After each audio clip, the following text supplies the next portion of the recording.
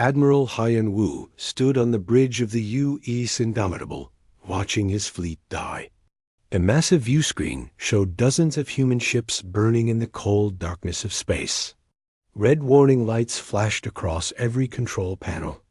The air smelled of smoke and fear. "Sir, we've lost the Hercules and the Phoenix," reported Chief Science Officer Dayun. Her voice stayed calm, but her hands shook as she typed on her console. "The Vorthic ships are moving to attack the orbital stations." Haiyan Wu clenched his fists. For 3 years, the Vorthic Empire had swept through human space like a deadly storm. Their black ships looked like giant insects made of metal and flesh. Their weapons could tear through human shields like paper. Colony after colony had fallen. Now they were here at Earth, ready to finish what they started. "How many ships do we have left?" Haiyan Wu asked. 12, sir. Maybe 13 if the Defiant can get their engines working again. 12 ships against over 200 Vorthic vessels. It was hopeless, but they would fight anyway. Humans always fought, even when they should run. Outside, Captain Tae Min led his fighter squadron in a desperate attack. His small ship dodged between the massive Vorthic dreadnoughts, firing everything he had. The enemy ships were so big that his weapons barely scratched their thick armor. "Phoenix leader to all fighters," Tae Min said over the radio. "Keep them busy. The evacuation ships need more time to escape." Lieutenant So Young flew beside him, her fighter dancing around enemy. "Fire." "Sir, I'm almost out of missiles," she reported. "The Vorthics have too many ships. We can't stop them all." Tae Min knew she was right. Every human pilot out here knew they were going to die today. But the longer they fought, the more civilian ships could escape to the outer colonies. Maybe humanity would survive somewhere else, even if Earth fell. On the enemy command ship, the Vorthic admiral watched the battle with satisfaction. The humans fought well for such a weak species, but it didn't matter. Soon their homeworld would burn, and the galaxy would belong to the Vorthic Empire. "Send a message on all human frequencies," the admiral ordered. "Tell them they're pathetic. Resistance is over." The message went out across space in broken human language. "Humans of Earth, your fleets are destroyed. Your defenses are broken. Surrender now, and some of you may live as slaves. Fight, and all will die." Back on the Indomitable, Haiyan Wu listened to the alien words with cold anger. Around him, his crew worked frantically to keep the ship fighting. Sparks flew from damaged systems. The ship shook as enemy weapons hit their failing shields. "Sir," Dayun called out, "the orbital defense platforms are gone. The Vorthics are starting their attack on the surface." Through the view screen they could see flashes of light on Earth's continents. Cities were burning. Millions of people were dying. Everything humanity had built over thousands of years was being destroyed in a single day. "Emergency message from Fleet Command," reported the communications officer. "All ships are ordered to retreat to the Centauri system. We're to regroup and prepare for guerrilla warfare." Haiyan Wu stared at the burning planet below, his homeworld, the place where humans first looked up at the stars and dreamed of exploring them. Now it was dying, and he was supposed to run away. "Sir?" Dayun asked quietly. "Your orders?" "Captain." Tae Min's voice crackled over the radio. "All fighters, return to your ships. We're pulling back." So Young's fighter was badly damaged, smoke trailing from its engines. "I don't think I can make it back, sir." "You'll make it," Tae Min told her firmly. "We all will. This isn't over." But everyone knew it was over. Earth was lost. Humanity's greatest fleets were scattered. The Vorthic Empire had one dot deep beneath Earth's surface, in the frozen wasteland of Antarctica. Something stirred. Ancient machines that had slept for millions of years began to wake up. They had been waiting for this moment, the moment when humanity faced total destruction. the Vorthik ships continued their celebration. Their victory broadcasts filled space with alien laughter and boasts. They had crushed another species. Soon, they would add Earth's resources to their empire and move on to the next target. They had no idea what they had just. Awakened. Admiral Hyan Wu gave the order to retreat. The surviving human ships turned away from Earth, their engines burning bright as they fled toward the outer system. Behind them, the planet continued to burn. The Vorthiks had won the greatest victory in their empire's history. Or so they thought. In hidden bunkers around Earth, emergency protocols activated. Sealed vaults opened for the first time in centuries. Scientists and soldiers who had never heard of the ancient facility in Antarctica suddenly received urgent orders. They didn't understand what they were being asked to do, but they followed their instructions anyway. Commander Jin Wu received his orders while hiding in a bunker, deep beneath Seoul. The message was simple. Report to Facility 0. Bring genetic samples. Prepare for Project Awakening. He had never heard of Facility 0. He had no idea what Project Awakening meant. But his orders came from the highest levels of government, authenticated with codes he didn't know existed. As the Vorthik ships settled into orbit around the conquered Earth, their sensors detected strange energy readings from the planet's surface. The readings made no sense. They seemed to come from everywhere and nowhere at once. The Vorthak admiral dismissed the readings as equipment malfunction. After all, what could a beaten species possibly do now? Their ships were destroyed. Their armies were scattered. Their cities were burning. The humans were finished. Deep in Antarctica, ancient systems continued to wake up. Soon, the Vorthik Empire would learn that humanity had faced extinction before, and they had prepared for it. 3 months before the Vorthik fleet arrived at Earth, Dr. Minho was having the worst day of his career. The Antarctic dig site had been his life's work, but nothing made sense anymore. His equipment kept giving him impossible readings. The carbon dating results are wrong, he told his research partner, Dr. Haijin, for the 10th time that week. They have to be wrong. Haijin looked up from her computer screen, exhaustion clear in her eyes. Minho, I've run the tests 6 different ways.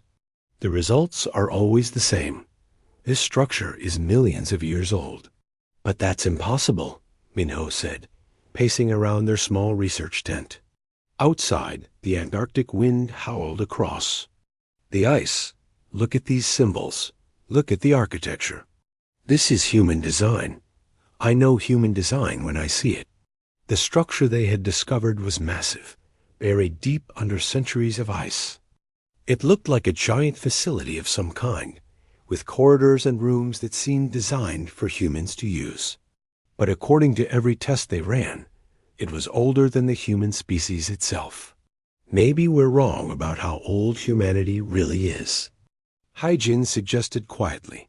Before Minho could answer, their tent flap opened. A man in military uniform stepped inside, snow still clinging to his jacket. Dr. Minho? I'm Commander Jinwoo, Special Operations.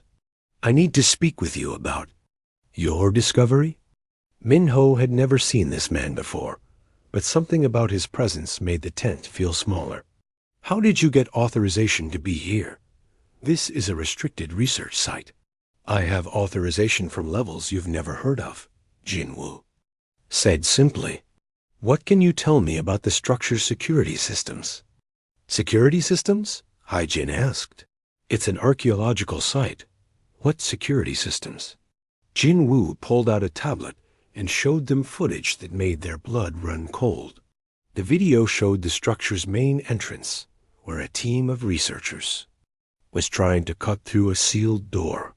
As they worked, the door suddenly glowed with strange light. When the light faded, the researchers were gone. Where did they go? Minho whispered. We don't know, Jinwoo said. But 30 minutes later, they walked out of the structure. They couldn't remember what happened inside. Medical scans showed unusual brain activity. We need to know what's in there. Double quotes Dr. Yunji, the youngest member of their team, had been listening from the corner of the tent.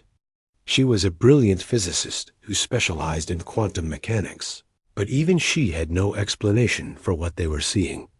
"Commander," she said carefully, "I think the structure is scanning people who try to enter. The door seems to respond to genetic markers." Jin Woo turned to her with sharp attention. "What kind of genetic markers?" "Human ones," Yunji said, "but not just any humans. The scans only work on people with very specific genetic sequences. Old sequences, like really old." Minho felt a chill that had nothing to do with the Antarctic cold. "You're saying it only responds to certain humans?" "I'm saying it only responds to humans with the oldest genetic lines. People whose families have been on Earth the longest, with the least genetic mixing from different populations." That night, Jin Woo gathered the research team around a portable heater in their main tent. Outside, the aurora painted the sky in green and blue light. But inside, they were focused on something much stranger. "I need to tell you things that are classified at the highest levels," Jin Woo began. "This facility isn't the first one we've found. There are others, hidden around the world. They've all been dormant for as long as we can measure. But lately, they've been showing signs of activity." Hai-Jin leaned forward. "What kind of activity?" "Power surges, communication signals, internal systems coming online. It's like they're waking up." Jin Woo paused. "We think they're connected to the Vorthic invasion somehow." The team exchanged worried glances. Everyone knew about the Vorthic Empire. For 3 years, their ships had been destroying human colonies. Earth's military leaders said the enemy would reach Earth soon. "You think these facilities are weapons?" Min Ho asked. "We don't know what they are," Jin Woo admitted. "But we know they're human-made, and they're incredibly advanced. More advanced than anything we have today." Yunji had been quiet, but now she spoke up. "I've been analyzing the structure's energy patterns. Whatever technology is down there, it doesn't follow any physics I understand. The power source alone should be impossible." "What do you mean?" Hai-Jin asked. "I mean it's generating energy from nothing, from quantum vacuum fluctuations. That's theoretical technology we're centuries away from developing." Yunji's voice got excited despite her fear. "Whoever built this was far more advanced than we are now." Jin Woo nodded grimly. "That's what worries us. If humans built this millions of years ago, what happened to them? Why don't we remember this technology?" Minho had been studying the structure's design for weeks. Something about it felt familiar, like a half-remembered dream. "What if we do remember?" he said slowly. "What if this knowledge is still in us somehow, just buried?" Over the following days, they made more discoveries. The facility was enormous, stretching deep into the earth. It contained laboratories, living quarters, and vast chambers filled with equipment they couldn't identify. And everywhere, there were genetic scanners waiting for the right humans to activate them. "It's like the whole place is waiting for something," Hai-Jin observed as they explored a new section. "Not something," Yunji corrected. "Someone. It's waiting for us. For humans with the right genetic keys." They found the first major breakthrough in what looked like a control room. Ancient screens flickered to life when Min Ho approached them. Text appeared in languages that shifted and changed until they became readable Korean. "Welcome, descendants," the text read. "You have returned in your hour of greatest need." Jin Woo stepped forward, his hand on his weapon. "How does it know Korean?" "It's translating," Yunji breathed. "The system is reading our minds somehow, understanding what language we speak." More text appeared. The cycle begins again. "The enemy has come, as they always do. You must choose, accept extinction, or become what you are meant to be." "What cycle?" Hai-Jin asked aloud. the screens filled with images. They saw Earth as it was millions of years ago, with cities and technology far beyond anything in the present day. They saw humans who looked exactly like modern humans, but who could do impossible things. And they saw alien ships attacking, ships that looked disturbingly similar to Vorthic vessels. "This has happened before," Minho whispered. "Many times," agreed the text on the screen. "Humanity rises, prospers, and faces extinction. Each time, the survivors prepare for the next cycle. Each time, we grow stronger." Jin Wu felt his blood turn cold. "Are you saying we've been through this before? That humanity has been destroyed and rebuilt multiple times?" "Not destroyed," the text corrected. "Transformed. Evolution through necessity. You are the inheritors of all previous cycles. The knowledge waits within you." In the depths of the facility, they found the heart of the mystery. It was a vast chamber filled with devices that hummed with barely contained energy. At the center stood something that looked like a combination of computer and altar. "It's a consciousness transfer system," Yunji realized.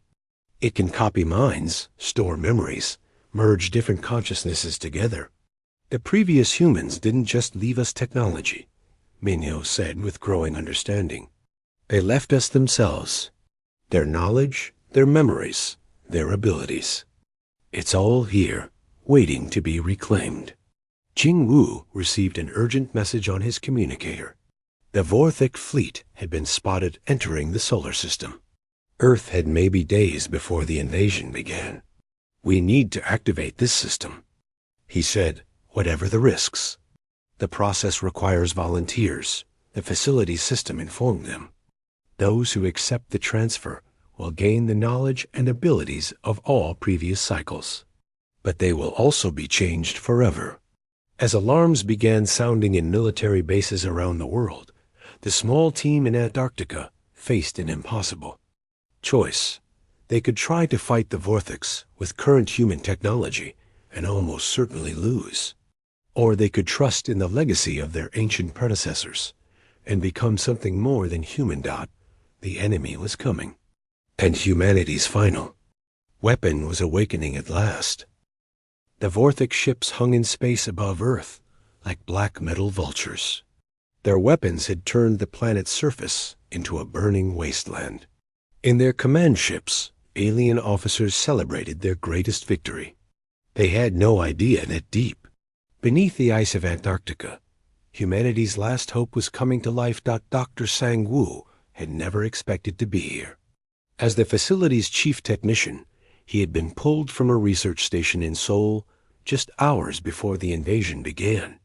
Now he stood in a vast underground chamber, watching machines older than recorded history activate themselves. "The awakening protocol has begun," announced the facility's ancient computer system. Its voice seemed to come from everywhere at once. "Genetic triggers have been activated. The cycle continues." Captain Yuri of the Earth Defense Corps stood before the central console, her hand on the activation switch. She had volunteered to be the first. Around her, dozens of other volunteers waited their turn. They were soldiers, scientists, engineers, people who had nothing left to lose. "Are you sure about this?" Dr. Sang-Woo asked her. "The system says the process will change you permanently. You won't be the same person afterward." Yuri looked at the screens showing Earth's burning cities. "I'm already not the same person. None of us are. The question is whether we become something that can fight back." She pressed the switch. Light flooded the chamber. Yuri screamed as knowledge that wasn't hers poured into her mind. She saw the rise and fall of civilizations, the endless cycle of growth and destruction that had shaped human history for millions of years. She felt the memories of countless warriors who had stood where she stood now, facing extinction and choosing to become something more. When the light faded, Yuri was still herself, but she was also more than herself. She understood technologies that current science called impossible. She could see patterns in space and time that no human should be able to perceive. And she knew, with absolute certainty, how to destroy the Vorthic fleet. How do you feel? Sang-woo asked carefully. Yuri turned to him, and he stepped back in shock. Her eyes now held depths that seemed to go on forever. When she spoke, her voice carried the weight of ages. I feel like I remember being born among the stars, she said. I remember when we first learned to bend space to our will. I remember the last time the Vorthics came, and how we stopped them. More volunteers stepped forward. Ji-sung, a former mining engineer, emerged from the process with an intuitive understanding of matter manipulation that let him reshape metal with his bare hands. Su-jin, a communications officer, found she could interface directly with any computer system just by touching it. Each transformation brought not just knowledge, but memories of lives lived across cosmic time. They remembered being explorers who first left Earth to spread among the stars.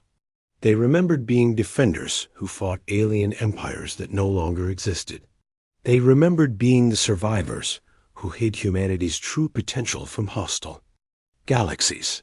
We've been hiding, Yuri explained to the untransformed humans who watched in amazement.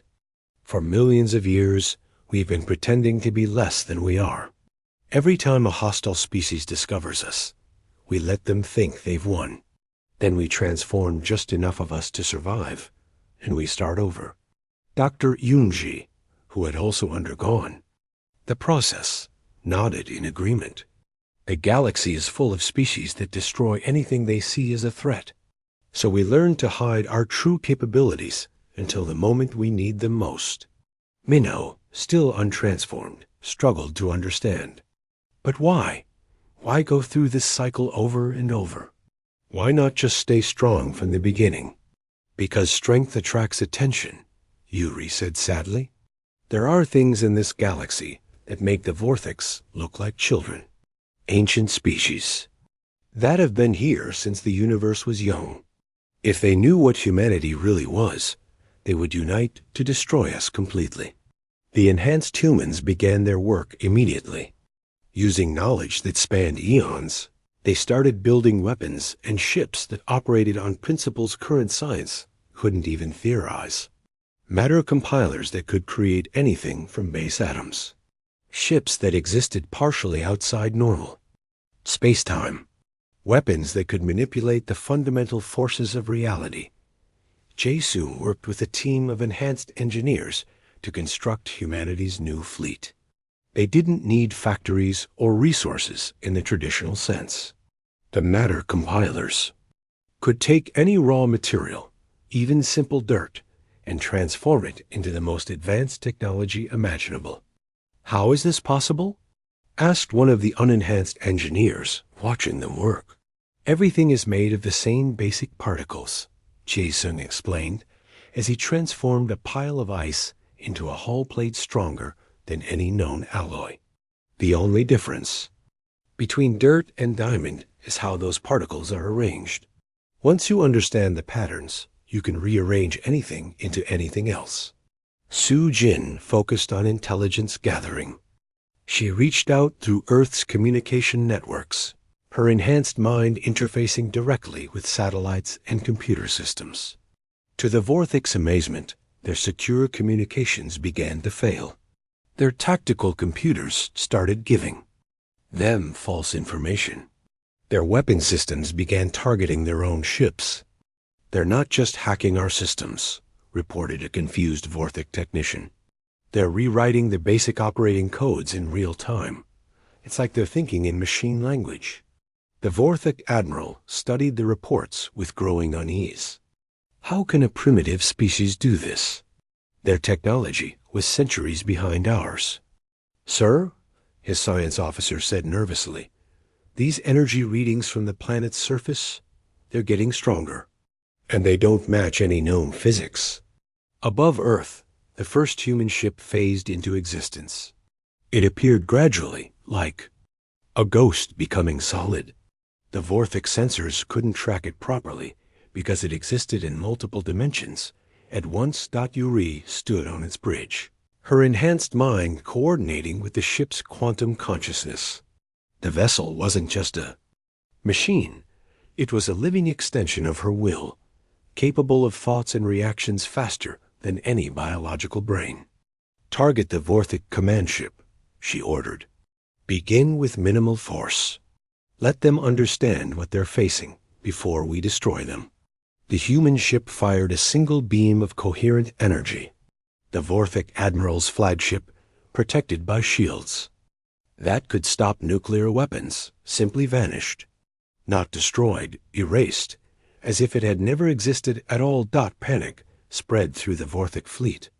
How could one small ship destroy their most powerful vessel so easily? Their sensors detected massive energy signatures across Earth's surface as more human ships began to materialize. Retreat. The surviving Vorthic commanders ordered. Send word to the Empire. The humans have weapons we don't understand. But it was too late to retreat. Sujin had taken control of their hyperspace drives. The Vorthic ships were trapped in Earth's solar system, cut off from their empire, facing an enemy they had awakened, but never truly known. Yuri opened communication channels to the alien fleet. When she spoke, her voice carried the authority of millions of years of human civilization. Vorthic Empire, she said calmly, you have made a terrible mistake. You thought you were conquering a primitive species. Instead, you have awakened guardians who have protected this galaxy since before your species learned to use fire. On the screens of every Vorthic ship, images appeared. They saw human civilizations that had spanned galaxies. They saw technologies that could reshape reality itself. They saw the true history of a species that had been hiding its power for cosmic ages. We are giving you one chance, Yuri continued. Return to your empire. Tell them that Earth is under the protection of the heirs. Tell them that humanity remembers what it truly is. And tell them that if they ever threaten innocent species again, we will come for them. The enhanced humans had awakened. The cycle had begun again. And the galaxy would never be the same. The Vorthic fleet was dying, and they didn't understand how Admiral Hyun Woo watched from his hidden command bunker as impossible things happened in the space above Earth. Ships appeared from nowhere, moving in ways that broke every law of physics he knew. Vorthic vessels that had seemed unstoppable hours ago were being torn apart by weapons that shouldn't exist. Sir, Dae-Yun said, her voice filled with wonder, I'm reading massive energy signatures from the planet's surface. It's like the entire Earth has become a weapon. She was right. Enhanced humans were working in facilities across the globe now, not just the one in Antarctica. Hidden installations in every major city had activated, revealing technologies that current science couldn't even begin to explain. Yuri stood on the bridge of her new ship, watching the battle with eyes that held the memories of 1,000 previous conflicts. The vessel around her wasn't built in any traditional sense. It had been grown from pure energy and matter, shaped by her enhanced will into something that existed partially outside normal space-time. Target their supply ships first, she ordered. Let them see how helpless they are without support. The Vorthic supply convoy exploded in silence. Not from missiles or energy beams, but from weapons that reached across space and simply convinced their atoms to stop holding together. The alien ships didn't have time to send distress signals before they ceased to exist. On the surface, Ji-Sun led a team of enhanced engineers who were building humanity's new war machine. They worked with matter compilers that could transform anything into anything else, turning simple rocks into hull plating stronger than neutronium, creating weapons from handfuls of dirt. How are you doing this? Asked Captain Tae-min, who had survived the initial battle and was now watching the enhanced humans work. His fighter squadron had been completely outmatched by Vorthic technology just hours ago. Now he was seeing his own species demonstrate abilities that made the aliens look primitive. Matter is just energy in a stable pattern, Jae-sung explained, as he shaped a new fighter craft from a pile of sand. Once you understand the underlying quantum structures, you can rearrange anything. The previous cycles of human civilization mastered this technology millions of years ago. Lieutenant So Young, also watching in amazement, asked the question everyone was thinking. If we had this technology all along, why didn't we use it sooner? Why did we let the Vortex destroy our colonies? Yuri's voice answered from a communication panel broadcast from her ship in orbit. Because using this technology marks us as a threat to older species in the galaxy. There are things out there that have been watching for signs of true technological advancement. By hiding our capabilities, we've stayed beneath their notice. The enhanced humans weren't just building ships and weapons. Sujin had taken control of every communication system in the solar system, monitoring Vorthic transmissions and intercepting their calls for help. She didn't just hack their computers. She rewrote their basic programming languages in real time, turning their own technology against them. Their quantum encryption is actually quite sophisticated, she commented as she worked, her enhanced mind interfacing directly with alien computer systems. But they're still thinking in terms of sequential processing. Once you can process information at the quantum level simultaneously, their security becomes transparent. The Vorthic admiral commanding the invasion force was discovering just how outmatched his empire really was. His most advanced warships were being destroyed by vessels that his sensors could barely detect. His communication systems were compromised by an enemy that seemed to think in pure information. His weapons were being turned against his own fleet. By some form of technology he couldn't even begin to understand. How is this possible? He demanded of his science officers. Our intelligence reports said the humans were centuries behind us in technology. Sir, his chief scientist replied nervously, I think our intelligence was wrong. These energy readings suggest technology that's millions of years beyond anything in our empire. The humans weren't primitive. They were hiding their true capabilities. Another human ship materialized directly in front of the Vorthic flagship. This one was different from the others. It looked almost organic, like it had been grown rather than built. Its hull seemed to shift and flow like liquid metal, and it moved through space with the grace of a living creature. Yuri's voice came through their communication system, bypassing all their security. Vorthak Commander, you have exactly 10 minutes to order your fleet to stand down.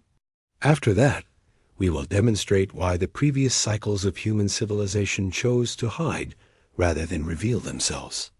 The alien admiral felt his confidence crumble. Everything about this situation was wrong. The humans should have been defeated. Their technology should have been inferior.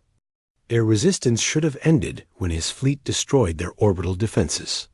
Instead, he was facing an enemy that operated on principles his science couldn't explain, using weapons that seemed to rewrite reality itself. Sir, his tactical officer reported, we're receiving surrender requests from half our fleet. Their ships are being taken apart at the molecular level by some kind of disintegrator beam. The admiral looked at his tactical display and felt his heart sink. The human ships weren't just winning, they were demonstrating complete technological superiority. Vorthic vessels that had conquered dozens of star systems were being destroyed effortlessly, their crews not even having time to understand what was happening to them. Send a message to all ships, he ordered. Prepare for immediate retreat to hyperspace. Sir, we can't. The humans have somehow disabled our hyperspace drives. We're trapped in this system. That was Sujin's work.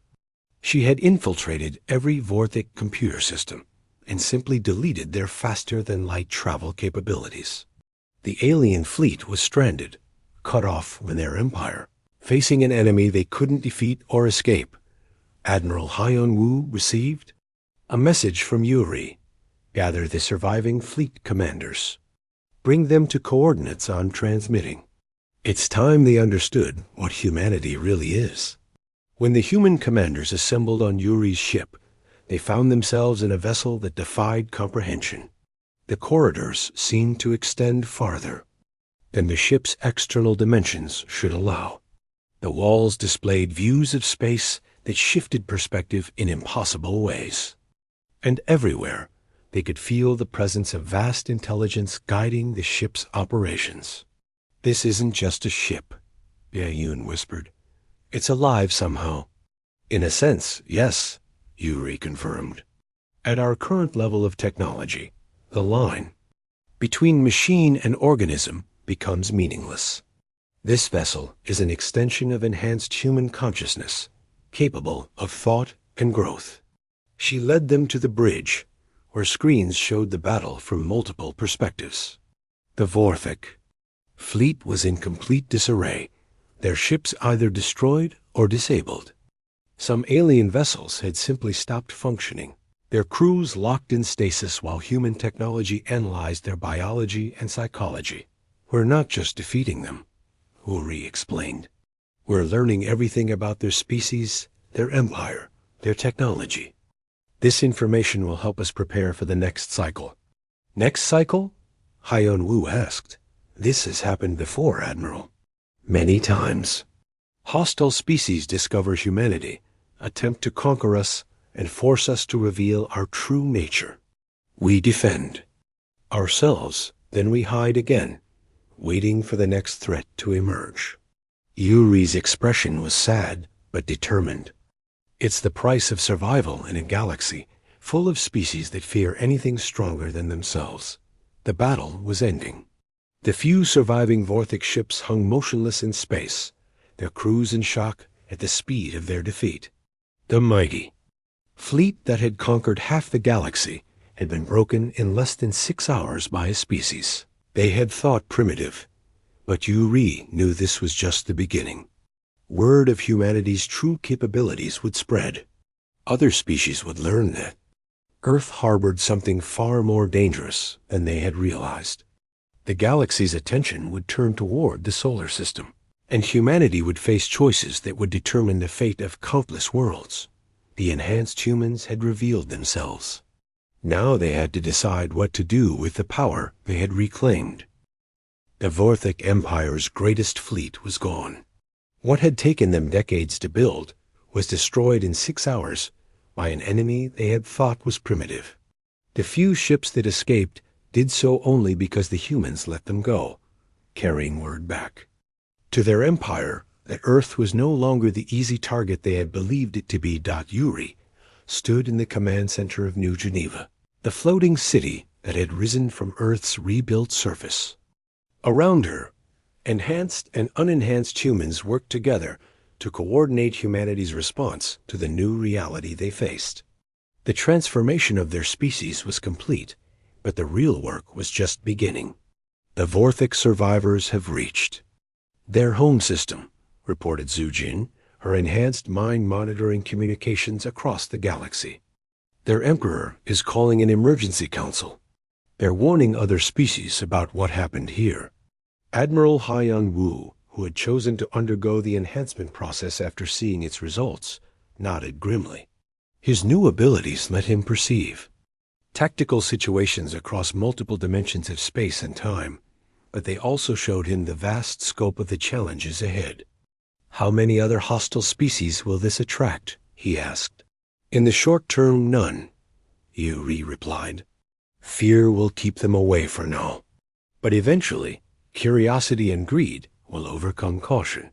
There are species in this galaxy that have been waiting for someone like us to reveal themselves."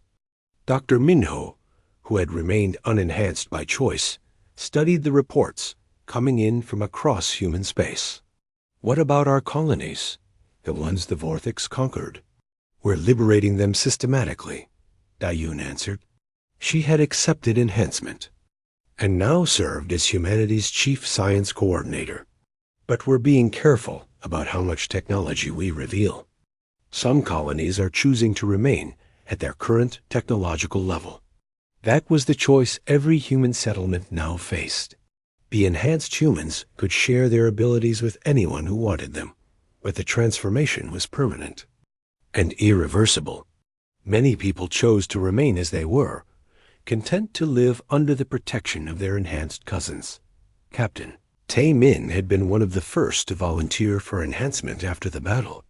He now commanded a squadron of ships that existed partially outside normal spacetime, patrolling the borders of human space for new threats. "Sir," he reported to Yuri, "we're detecting distress signals from the Altair system. It's not one of our colonies, but the transmissions suggest a species under attack." Yuri considered this carefully. The enhanced humans had capabilities that could help any species facing extinction, but intervention would reveal humanity's true nature to the galaxy at large. "What species is it?" she asked. "The Kethmori," Sujin answered after accessing galactic databases. "They're a peaceful trading civilization. Their attackers appear to be the Zekran Horde, a nomadic warrior culture that destroys everything they can't conquer." Lieutenant So Young, who had chosen to remain unenhanced, spoke up from her position at the communication console. "If we help them, won't that expose us to exactly the kind of attention we've been trying to avoid?" "Yes," Yuri said simply. "But that's always been the price of having this power. We can hide and survive, or we can use our abilities to protect others and risk drawing hostile attention."